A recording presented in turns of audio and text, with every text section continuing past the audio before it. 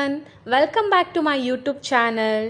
ನಾನಿವತ್ತು ತುಂಬ ಟೇಸ್ಟಿಯಾಗಿರುವಂತಹ ಬೇಳೆ ಹಾಕಿ ಯಾವ ಥರ ಮಟನ್ ಸಾಂಬಾರನ್ನ ಮಾಡೋದು ಅನ್ನೋದನ್ನು ತೋರಿಸ್ಕೊಡ್ತಾ ಇದ್ದೀನಿ. ಹಾಗಾದರೆ ಬನ್ನಿ, ಯಾವ ಥರ ಮಾಡೋದು ಅನ್ನೋದನ್ನು ನಾನು ತಿಳಿಸ್ಕೊಡ್ತೀನಿ ಇವತ್ತು ನಿಮಗೆ. ನಾನಿಲ್ಲಿ ಒಂದು ಕುಕ್ಕರ್ನ ಇಟ್ಕೊಂಡಿದ್ದೀನಿ ಸ್ಟವ್ ಮೇಲೆ. ಕುಕ್ಕರ್ ಸ್ವಲ್ಪ ಬಿಸಿ ಆದಮೇಲೆ 2ರಿಂದ 3 ಟೇಬಲ್ ಸ್ಪೂನ್ ಎಣ್ಣೆನ ಹಾಕ್ಕೊಂಡಿದ್ದೀನಿ.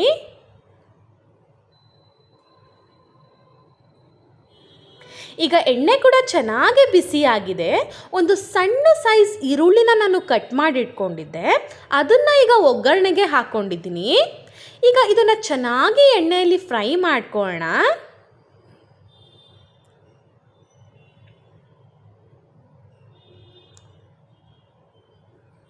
ನಾನಿವತ್ತು ಅರ್ಧ kg ಮಟನ್ನ ತೊಗೊಂಡಿದ್ದೀನಿ. ಈಗ ಈರುಳ್ಳಿ ಕೂಡ ಚೆನ್ನಾಗಿ ಫ್ರೈ ಆಗಿದೆ. ಈಗ ನಾನು ಚೆನ್ನಾಗಿ ವಾಶ್ ಮಾಡಿ ಇಟ್ಕೊಂಡಿರೋ ಮಟನ್ನ ನಾನು ಈರುಳ್ಳಿ ಜೊತೆ ಸೇರಿಸ್ಕೊತೀನಿ. ಈಗ ಇದು ಕೂಡ 1 ನಿಮಿಷ ಚೆನ್ನಾಗಿ ಹಾಗೆ ಫ್ರೈ ಮಾಡ್ಕೊಳ್ಳಿ.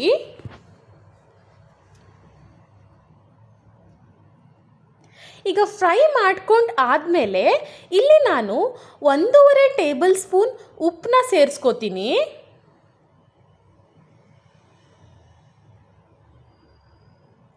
ಹಾಗೆ ಅರ್ಧ ಟೇಬಲ್ ಸ್ಪೂನ್ ಅರಿಶಿಣವನ್ನು ಸೇರಿಸ್ಕೊತೀನಿ. ಈಗ ಇದನ್ನು ಮತ್ತೊಮ್ಮೆ ಚೆನ್ನಾಗಿ ಮಿಕ್ಸ್ ಮಾಡ್ಕೊಳ್ಳಿ. ಈಗ ನೋಡಿ, ನಾನು ಮಿಕ್ಸ್ ಮಾಡ್ಕೊಂಡಿದ್ದೀನಿ. ಈಗ ಇದನ್ನು ನಾನು ಲೋ ಫ್ಲೇಮ್ ಮಾಡಿಬಿಟ್ಟು ಒಂದು 5 to 10 ಮಿನಿಟ್ಸ್ ಮುಚ್ಚಿಡ್ತೀನಿ. ಇದರಿಂದ ಉಪ್ಪು ಚೆನ್ನಾಗಿ ಎಳ್ಕೊಳ್ಳುತ್ತೆ. ಇಲ್ಲಿ ನಾನು 3 ಟೊಮ್ಯಾಟೋನ ಕಟ್ ಮಾಡಿ ಇಟ್ಕೊಂಡಿದ್ದೀನಿ. ದೊಡ್ಡ ಸೈಜ್ ಆದರೆ 3 ಟೊಮ್ಯಾಟೊ ಕಟ್ ಮಾಡ್ಕೊಳ್ಳಿ. ಮೀಡಿಯಮ್ ಸೈಜ್ ಆದರೆ ಒಂದು 5 ಟೊಮ್ಯಾಟೋನ ಕಟ್ ಮಾಡ್ಕೊಳ್ಳಿ. ಈಗ ಕಟ್ ಮಾಡಿ ಇಟ್ಕೊಂಡಿರೋ ಟೊಮ್ಯಾಟೋನ ನಾನು ಮಟನ್ ಜೊತೆ ಸೇರಿಸ್ಕೊತಿದ್ದೀನಿ.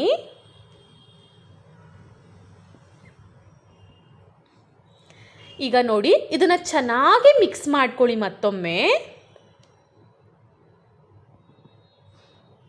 ಈಗ ಮಿಕ್ಸ್ ಮಾಡ್ಕೊಂಡು ಆದಮೇಲೆ ನಾನು ಇದನ್ನು ಮತ್ತೆ ಲೋ ಫ್ಲೇಮ್ ಮಾಡಿಬಿಟ್ಟು ಒಂದು 2 ಮಿನಿಟ್ಸ್ ಮುಚ್ಚಿಡ್ತೀನಿ. ಈಗ ನಮಗೆ ಮೇನ್ ಇಂಗ್ರೀಡಿಯೆಂಟ್ ಆದಂತಹ ಬೇಳೆ, ನಾನಿಲ್ಲಿವತ್ತು 100 ಗ್ರಾಮ್ಸ್ ತೊಗರಿಬೇಳೆನ ತೊಗೊಂಡಿದ್ದೀನಿ. ಈಗ ಚೆನ್ನಾಗಿ ವಾಶ್ ಮಾಡ್ಕೊಂಡಿರೋ ತೊಗರಿಬೇಳೆನ ನಾನು ಮಟನ್ ಜೊತೆ ಸೇರಿಸ್ಕೊಂಡು ಚೆನ್ನಾಗಿ ಮಿಕ್ಸ್ ಮಾಡ್ಕೊತೀನಿ. ಈ ಟೈಮಲ್ಲಿ ನೀವು 1.5 ಲೋಟ ನೀರನ್ನ ಕುದಿಯೋಕ್ಕಿಟ್ಟಿರಿ. ನೋಡಿ, ಇಲ್ಲಿ ನಾನು ನೀರನ್ನ ಚೆನ್ನಾಗಿ ಕುದಿಸ್ಕೊತಿದ್ದೀನಿ. ಈಗ ಫ್ಲೇಮ್ನ ನಾನು ಆಫ್ ಮಾಡ್ಕೊತೀನಿ. ಈಗ ಈ ಬಿಸಿ ಬಿಸಿ ನೀರನ್ನ ನಾನು ಮಟನ್ ಜೊತೆ ಸೇರಿಸ್ಕೋತೀನಿ.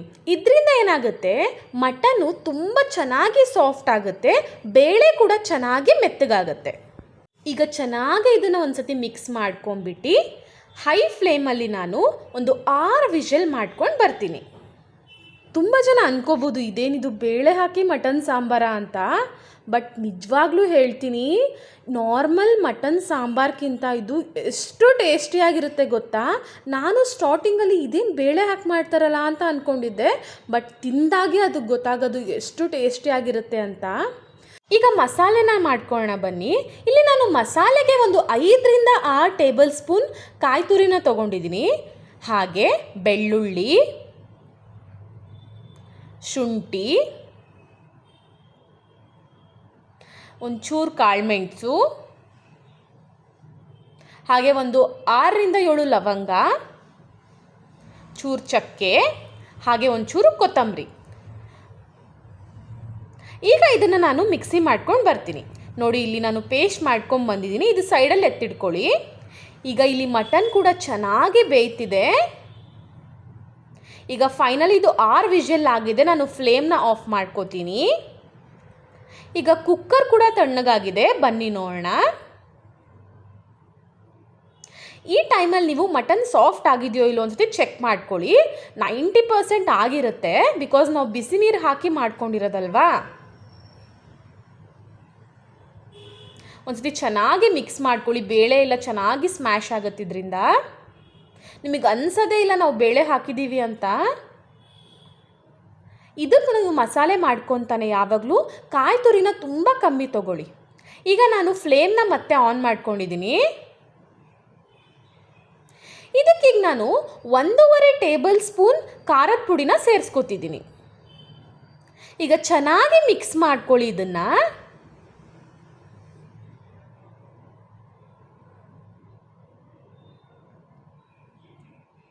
ಹಾಗೆ ಈಗ 1 ಟೇಬಲ್ ಸ್ಪೂನ್ ಧನಿಯಾ ಪೌಡರ್ನ ಆ್ಯಡ್ ಮಾಡ್ಕೊತೀನಿ. ಈಗ ಮತ್ತೊಮ್ಮೆ ಚೆನ್ನಾಗಿ ಮಿಕ್ಸ್ ಮಾಡ್ಕೊತೀನಿ ಇದನ್ನು. ಮುದ್ದೆಗಂತೂ ಒಳ್ಳೆ ಕಾಂಬಿನೇಷನ್ ಇದು.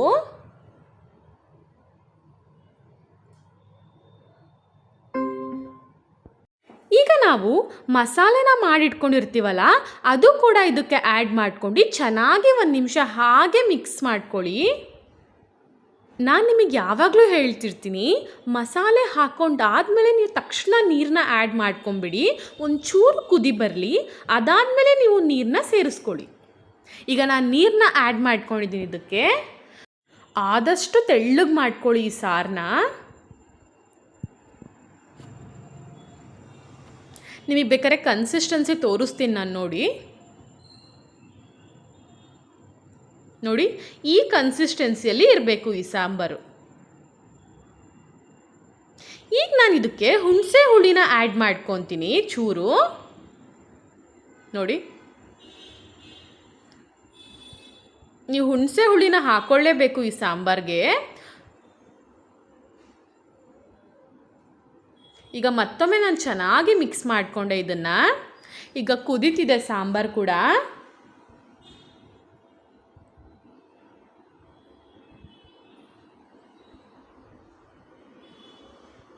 ಈಗ ಫೈನಲಿ ಮಸಾಲೆ ವಾಸನೆ ಎಲ್ಲ ಹೋಗಿ ಚೆನ್ನಾಗಿ ಕುದೀತಿದೆ.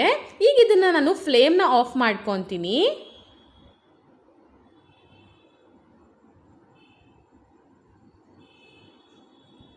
ಈಗ ಇದನ್ನು ಒಂದು ಬೌಲಿಗೆ ಸರ್ವ್ ಮಾಡ್ತೀನಿ ಬನ್ನಿ. ಫೈನಲಿ ರುಚಿಯಾಗಿರುವಂತಹ ಬೇಳೆ ಹಾಕಿ ಮಟನ್ ಸಾಂಬಾರು ಯಾವ ಥರ ಮಾಡೋದು ಅನ್ನೋದನ್ನು ನಾನು ಇವತ್ತು ತೋರಿಸ್ಕೊಟ್ಟಿದ್ದೀನಿ. ಬಿಸಿ ಅನ್ನಕ್ಕೆ, ಮುದ್ದೆಗೆ, ಹಾಗೆ ದೋಸೆ, ಇಡ್ಲಿ ಎಲ್ಲದಕ್ಕೂ ತುಂಬ ಟೇಸ್ಟಿಯಾಗಿರುತ್ತೆ ಈ ಸಾಂಬಾರ್. ಮಸ್ಟ್ ಟ್ರೈ ರೆಸಿಪಿ ಅಂತಲೇ ಹೇಳ್ಬೋದು. ಈ ವಿಡಿಯೋ ನಿಮಗೆ ಇಷ್ಟ ಆದರೆ ಲೈಕ್ ಮಾಡಿ, ಶೇರ್ ಮಾಡಿ ಹಾಗೂ ಸಬ್ಸ್ಕ್ರೈಬ್ ಮಾಡಿ. ಮತ್ತೊಂದು ಹೊಸ ವಿಡಿಯೋ ಜೊತೆಗೆ ಬರ್ತೀನಿ. ಅಲ್ಲಿ ತನಕ ಟೇಕ್ ಕೇರ್, ಬಾಯ್.